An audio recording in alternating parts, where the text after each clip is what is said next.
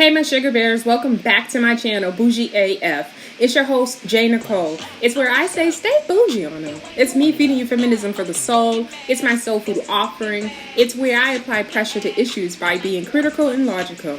Now don't forget to like, comment, and subscribe. Now let's get to the commentary where I can guarantee you I will be doing too much because that's just me. And like Sheree said, who's gonna check me, boo? Welcome black y'all. You are tuned into the Bougie AF channel and it's your girl Nicole. We are back with another video.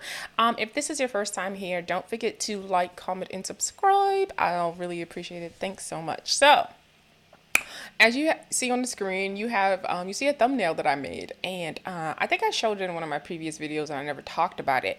So what inspired this is because I like to most definitely mention that I am of ADOS lineage, and I think a lot of times a lot of people don't know what that is. So I was like, okay, let me take a few seconds. But also on top of that, the passion that I felt from the women of in this clubhouse room that I was in recently, I was like, oh, you know what, I think I want to share that with the people. So the passion that I felt from these women, so it was a room, and I think the title was called what is it, ADOS in Ethiopia and other black people, your history is a lie, or something like that. And so I'm gonna go in there. I want to see what this is about.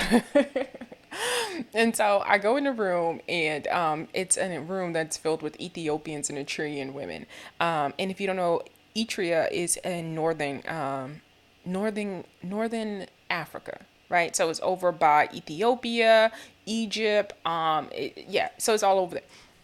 Anyway, so it's probably one of the oldest civilizations, and like kind of traced back in terms of like black culture, also with Ethiopia and Egypt and stuff like that. So if you know your history, you know like how important like that area is to what's been recorded for history in terms of black people. That goes all back to like Egyptians, gods, and stuff like that. And I make that reference because I was in some room one time, and this woman was like, we were talking about politics and we were just talking about life, and so she was like, we got everything that we do in terms of like, she was like government politics, like she was just like, everything comes from Africa, we all got that from Africa, they learned that from us. And it's like, and it's so hard to explain history to people, like, and because it's like, you know what you know, and so you're so comfortable in what you know. But the thing is, with your, you got to be just as comfortable in knowing that there's so much that you don't know, right? And with that being said, I think sometimes people think like your history is all of history, not realizing that linear wise, there's just stuff that is also going on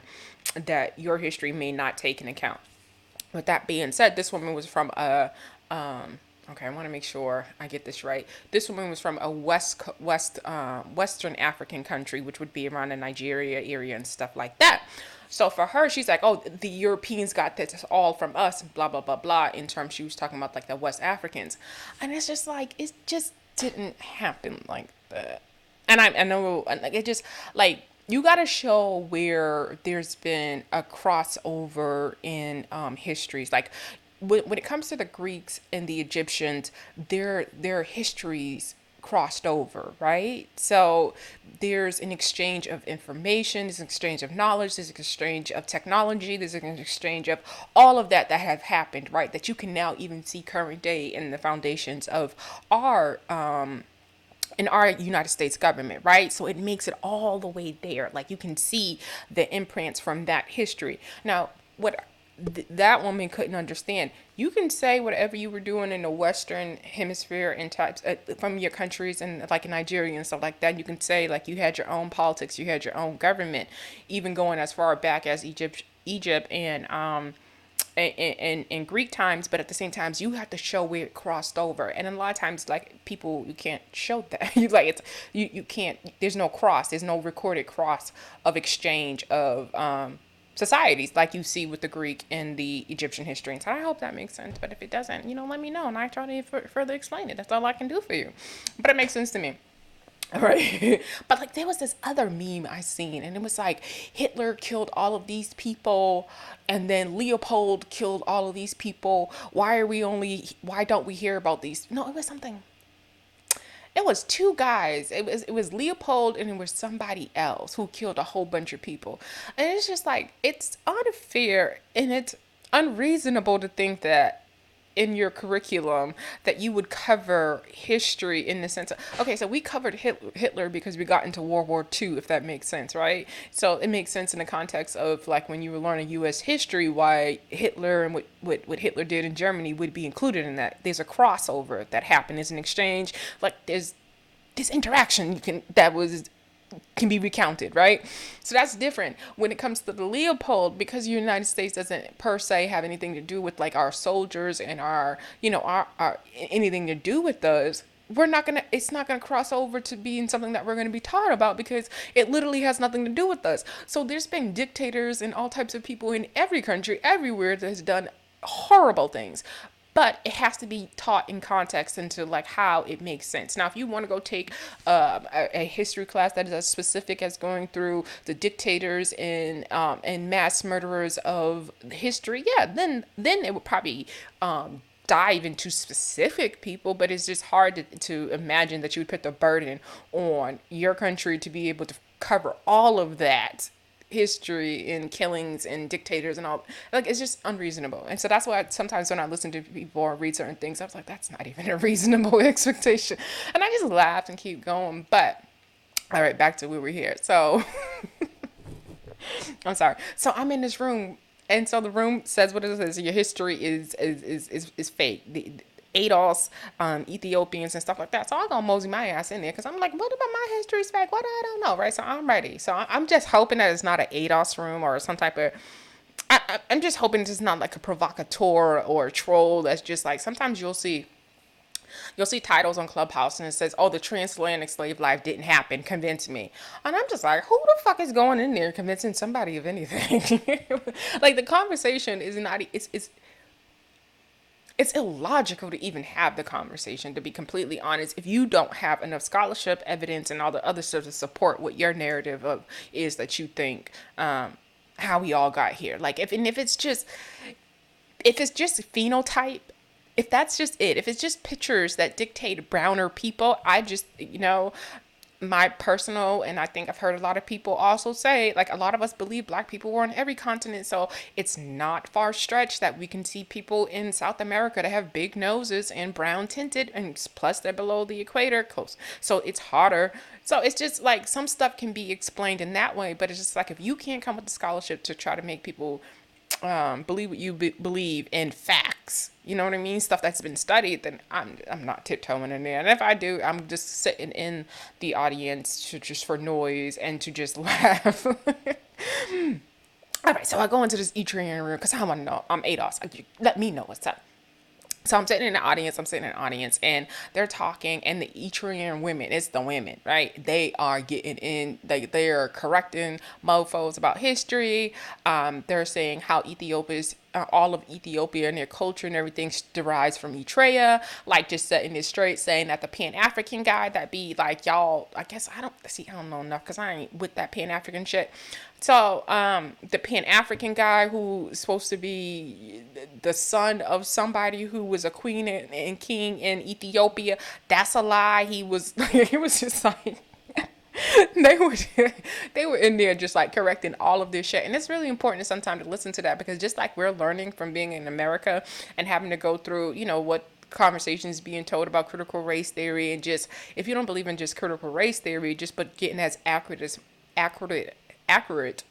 correct as much as possible, teaching the correct history is what we're fighting to get that into the school. So, right, a lot of time it is kind of like a folklore type of situation where, like, as Indian history, which is passed through generations through stories and stuff like that. So sometimes you do got to pay attention to people from their own countries when they're talking and telling you about what they've seen, what they know, what's been passed down, right?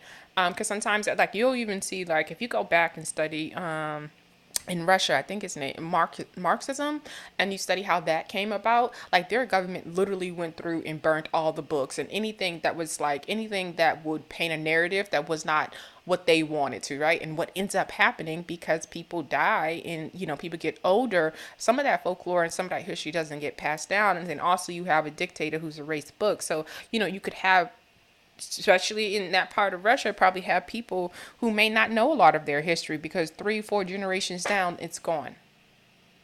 You're right. In its totality, it's going like as many people who's going to be able to give you, real accounts to what previous times was like is gone. Right. So with that being said, when it comes to American history and and Black history, a lot of us, it's us coming together in forums like a clubhouse and just talking about like what's happening historically in my state, what's happening historically in my lineage and stuff like that, and being able to come together and really talk about it. And so make sure that some of this history doesn't get lost because again we don't, it's not in the books, right? It's not in the books. It's not being told the correct way to the masses. Okay. So I'm in a room and the Adrian girls are fucking it up. And so they get to the part where the one girl was like, I didn't create the room. It was some guy who's a professor. I think he has been around since he's a shaman. I don't know. He was like this real wise guy, okay? From their country that they all was just like, he's the guy. He's A1 with the information. So I was like, so she tried to explain that the reason why they had ADOS in there was because of that Pan-Africanism. And so what I said about the guy who they believe was a son of a king and queen, who they say wasn't, right? Said that he was sort of like a drifter, like he just was like may have been a bastard, just wasn't even, I think they even said he wasn't even a son of a queen and king. Like I basically, that's what they're trying to say. And so, it's so interesting. The more and more you go back into history and look at little things and little movements and stuff that got adopted to even religion, a lot of times it's a lot of nomad characters in terms of like people who had ideology and was able to get lit and get a following, basically.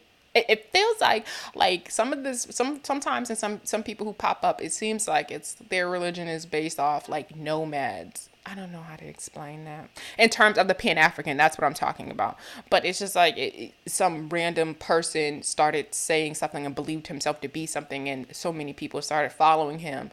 I don't know. That's the way they were trying to say that came about. I say all that for them. They associated Pan-Africanism with ADOS, right? So when I went up there to ask a question, because again, I'm not arguing with nobody about their history, okay? Especially when my history and your history we don't connect, we don't cross over any type of lane. We've been in our own lanes in terms of like, in terms of history, right? So I ain't got nothing to add to that. I'm just here to hear about Eritrea. And let me tell you one thing. Tiffany Haddish, I don't know, the Somalian and the train girls, they are very similar.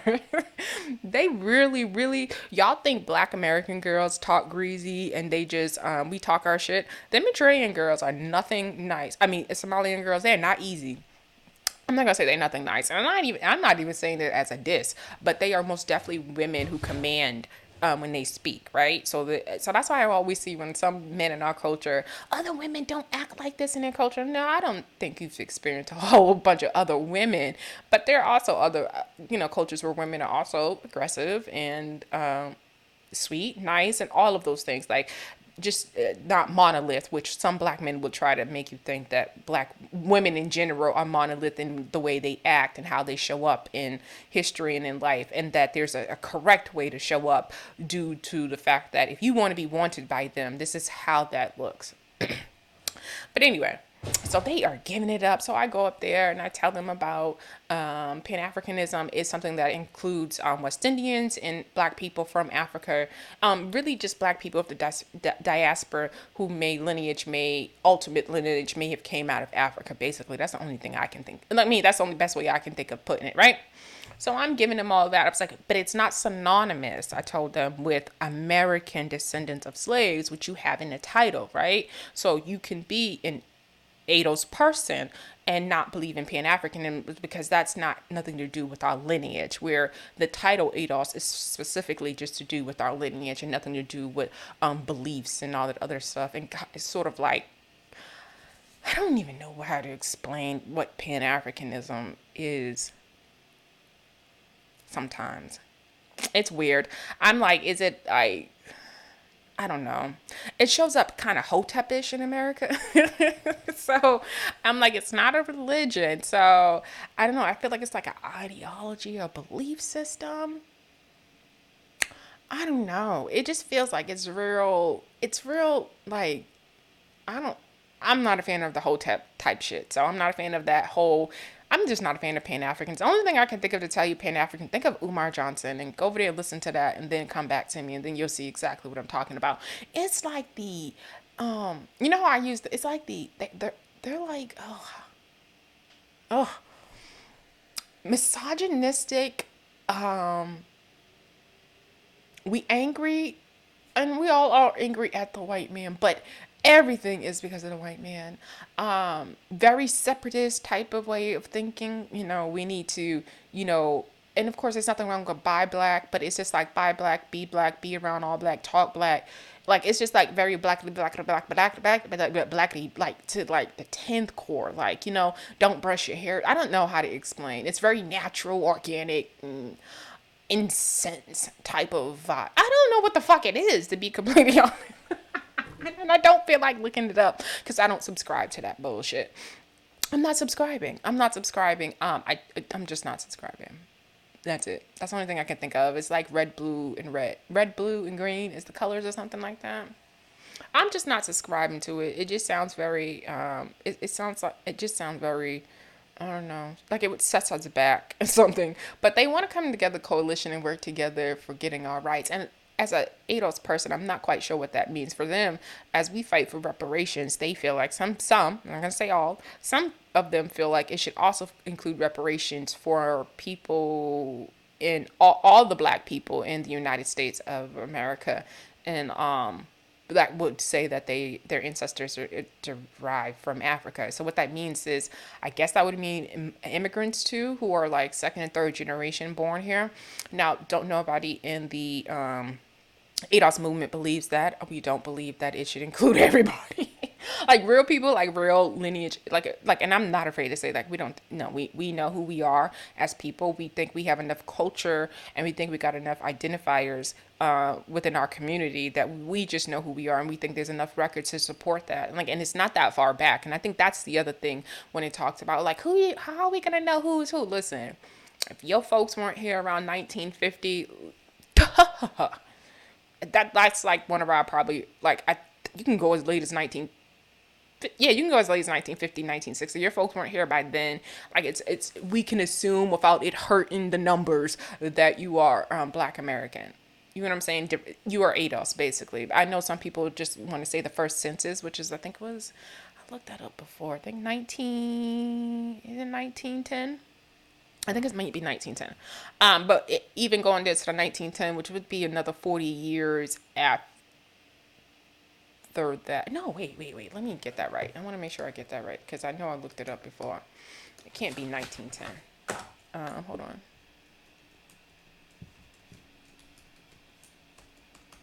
Hold on, wait a minute. Okay, I'm getting distracted a little bit. 1800. August 17th.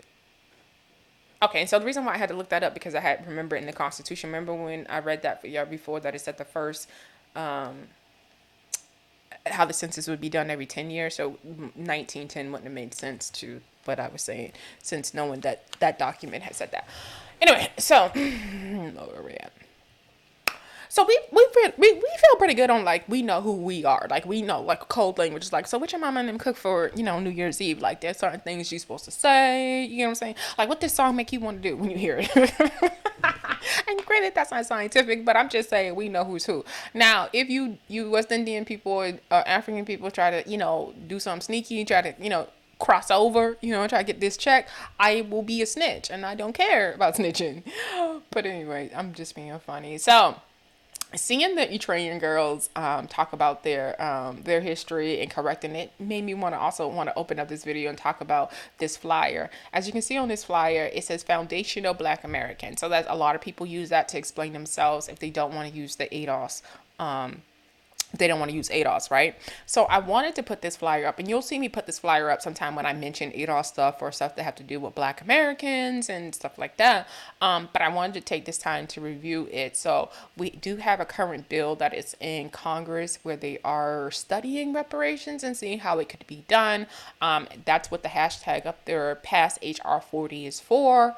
We got the hashtag ADOS. We also have the hashtag ADOS conference. They just recently had their conference about a week or so ago. And then there's also the website that you can go check out called reparationsovereverything.com, right? Another place we can get information from. I have an author here that is also somebody that in these rooms that they keep on saying that this, you have you read Claude Anderson? And I guess. It's always weird. But anyway, so I guess he's like a really important guy. Power economics. If you want to learn more of power economics in the African American community, if we get more intentional about our spending and creating wealth and how that would strengthen us, I think that's where you want to go for that author Claude Anderson. Okay. I guess he's that guy because that's the book. I guess that was on the summer reading, the ADOS summer reading list that I didn't get. And then there's the hashtag 40 acres and a Tesla. And I think this was something that recently just came up with someone created that he was interviewed. Oh, damn, I should have that information. But he wasn't nice to me on the app. So I'm just like, because it's bigger than him. So I'm just like, that's why I'm mentioning it. So fuck that. But 40 acres and a Tesla, look that up on Twitter. So what else is there? There's the Freedman's Borough. That's also something you want to research. There are some people that say that they were not, Freedmen's are providing food, clothing, and stuff like. Okay, go look that up too. There are some people who say that their family is from the free. They consider themselves Freedmen's. Like you see, some people call themselves ADOS, some say foundational, some will say Freedmen. So I mean, it just each his own. What else? Also, what we as Black people, part of agenda, what we want going forward is that Biden, when he just snubbed us, and that's why some of us take a real offense to the Asian hate bill, not because it may have not been needed, but I think in terms of like what we have seen over the past year or two, in terms of like George Floyd's and all this not random, but racial violence and Black people being killed on the streets like dogs, it just was a smack in the face that he went ahead and signed an Asian hate bill and not trying to sign an anti-Black hate bill. Their history of violence and things that have happened in this country, meaning being oppressed, has not been greater than ours. So yeah, we do come first. I don't care about being vocal about that, and that's not an Asian like hate towards Asian people. No, my people come first for what we experience here. And so no, I'm not gonna stand down from that. I'm not going to think there's anything wrong with saying that. And with that being said, it's not even as though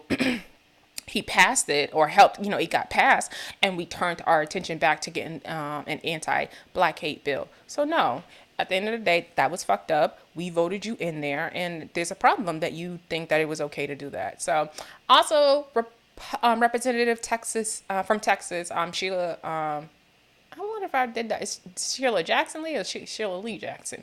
But Sheila Jackson Lee from Out of Them People's Texas, she's most definitely spearheading this current HR 40 bill and trying to get it passed. She most definitely does a lot of press. She's also been on Clubhouse and spoken rooms where she's talked about what's needed to be done and what's the conversation being had around it. She's most definitely someone who is more keeping it Black, most definitely keeping it Black as F. And then there's Professor Sandy Darity. I mean, they also talk about him a lot in the Clubhouse rooms. He didn't make it to my summer reading list, so I don't know. I think he's a professor. Yeah, check him out.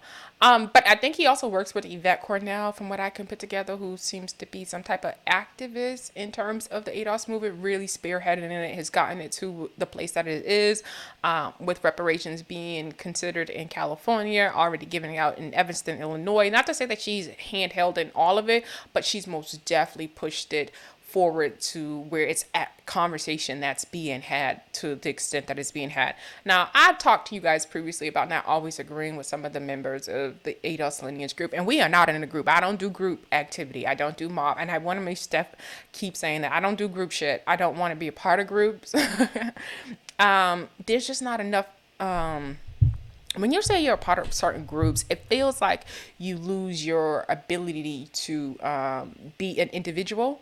And that you sometimes some people think that we are all supposed to think the same and all this other stuff. And I just literally, I can't grow that way. And I necessarily don't think any organization or group grows that way where they want to stifle people's free thoughts and opinions, right? You can still be a part of a cause and be on the same page and sometimes not agree. I mean, we even seen that with Brother Malcolm X. You know, ultimately they believe he may have been killed because he expressed some views that were opposite of, leaders in the community, right? And that's allegedly what is believed the reason why he was killed. And I just think that is just such a stain on us as a people that continues to this day, that we don't have enough tolerance to have different opinions and views without trying to demonize and criminalize and try to paint someone as a bad person. What else do we have on here that I want to go over? As covering these activists, there's no one, like, I want to make sure we cover, I saved his name for last, Mr. John Conyers, rest in peace to him. He's out of them people's, I think Detroit, Michigan, where he is actually the first person over 30 something years ago that started talking about this. I mean, I've heard about it all my life, and it was just something that we just never thought that it could even be possible or even talked about. So when I tell you, just seeing like states like Illinois and California considering and it being talked about, yeah, we've really made a lot of strides in the last 30 years. And what is working is, as crazy as it may be, the tactics that they're doing online, it's working and it's getting the conversation. And, for me, getting on Clubhouse, finding the groups and listening to them and stuff like that. Now, this isn't far off to anything that I wouldn't have talked about, right? You know what I mean? Like, so for me, it's nothing to like make sure I incorporated it in my work as much as possible. But I had to throw some fly stuff in there too with the ADOS guy. We got the matching hat and sweater. Y'all know how we do. But also, we have Texas remembers Juneteenth. If you know what that is, Juneteenth is the day that we celebrate as our Independence Day in terms of slaves were finally free, because the last group of slaves that were in Galveston, Texas, got the message that we were free. So most definitely, so we take that as our day of celebration. It is a blackity black day. A whole bunch of cooking out, a whole bunch of drinking, a whole bunch of dancing, a whole bunch of fun. And every city celebrates it, but Galveston, Texas probably has celebrated since day one. Very strong. I think Beyonce and her mother, Tina Knowles, most definitely comes out and talks about like this was a big deal for us. It was like 4th of July for them, right? They got together, they did a picnic, they went to the beach. It was a real family day for them. So a lot of cities are getting more into it and revving it up. It just became a federal holiday in 2021, so we were most definitely appreciative of that, but we're not getting distracted by that. We still want more, still need more, so we're not being bashful about that. I think sometimes, like, I didn't even think that he was considering making it a federal holiday, but most definitely appreciate it, but we're not going to be distracted by like little things like that, because we should have been had it. I ain't waiting 2,000 years, okay? All right, and then we have the hashtag Black Lives Matter, and so we know what that's about. And it's not about the organization. It's about, we don't promote the organization, but it's about the fact of the matter is that that's what we are trying to make noise about. Our lives matter, and what we are going through, our conditions, and all the other stuff. And also, there's also the adosfoundation.org you can check out and get you some information. So if you have any questions, please ask me. Oh, cash benefits, did I go over that? Cash benefits is extremely important. The conversation, if it's not talking about direct cash benefits, then it's not a conversation being had. It's expected by 2053 that Black wealth would be down to zero, right? So we don't have time for people to create departments and create agencies that look over us and manage us and try to tell us how to spend money. Yes, going to school and all that other stuff and making that free, but that doesn't benefit anybody. And it's sort of like, that doesn't help us.